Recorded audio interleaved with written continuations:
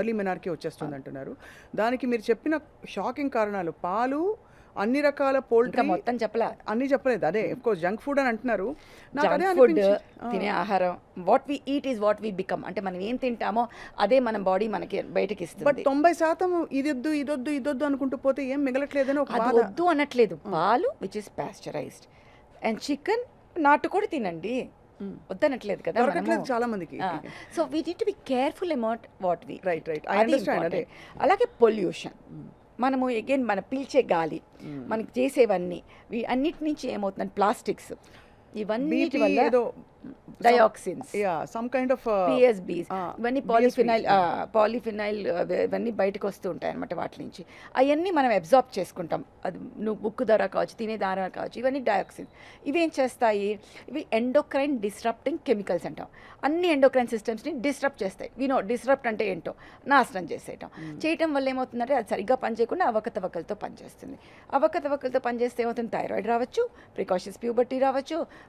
ప్రికాషస్ puberty అంటే first మనకి puberty science తెలియాలి. అవునవును, అది ఇంపార్టెంట్. మీరు అందులో చిన్న శిశువులో అని చెప్పారు కదా, అది ఇంకా ఒకటి బ్రెస్ట్, ఒకటి బ్లీడింగ్ మనకి అమ్మాయిలో, హెయిర్, యాక్సిలరీ హెయిర్, అన్నిటికన్నా ఇంపార్టెంట్ ఫస్ట్ అనేది మనకి ఎడ్రినార్కి. నేను చెప్పాను ఎడ్రినల్ గ్రంథులు అని ఉంటాయి. అది ముందు జాగో నేను లేసున్నానని అది యాక్ట్ అవుతుంది. ఫస్ట్ అది యాక్ట్ అయిన 1 yearకి వి విల్ హ్యావ్ థీలార్కీ. థీలార్కీ అంటే ఏంటంటే బ్రెస్ట్ డెవలప్మెంట్, నాడ్యూల్ డెవలప్మెంట్. అది అయిన 1 yearకి, ఇది న్యాచురల్ కోర్స్, ఇప్పుడు అన్నీ షార్ట్ అయిపోయినాయి. అదైన 1 yearకి ప్యూబార్కీ అంటే ప్యూబిక్ హెయిర్ డెవలప్మెంట్. అదైన 1 yearకి మెనార్కీ.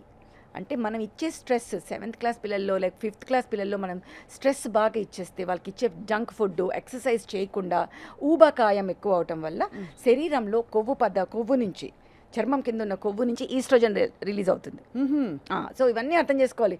ముద్దుగా ఉంది కాదు ఇంపార్టెంట్, ఆ ముద్దుగా ఉండటం అనేది ఎంత డెలిటేరియస్సో మనకు తెలుసుకోవాలి. Number of fat cells which are form పర్మనెంట్గా ఉంటాయి.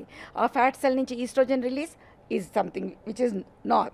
సో ఈ అన్నిటి మూలంగా మనకి ఇప్పుడు మనకి 6 yearsకి ఎడినార్కి, 7 yearsకి థీలార్కి, 8 yearsకి ప్యూబార్కి, అంటే 9 yearsకి వచ్చేస్తున్నాయి. అంటే అప్పుడు కూడా ఎంత 4వ తరగతి, 5వ తరగతి. వాళ్ళకి మెంటల్గా మనం మెచ్యూరిటీ చేస్తున్నామా?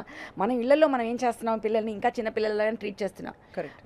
మనకు వెస్ట్రన్ సైడ్ లాగా చిన్నప్పటి నుంచి ఎక్స్ప్లెయిన్ చేయట్లేదు అన్నీ.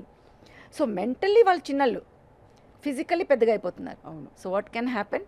First thing they feel conscious about their body. అంటే వాళ్ళ బాడీలో వచ్చిన, శరీరంలో వచ్చిన తేడాలని వాళ్ళని ఎలా తీసుకోవాలో వాళ్ళకే అర్థం కాదు.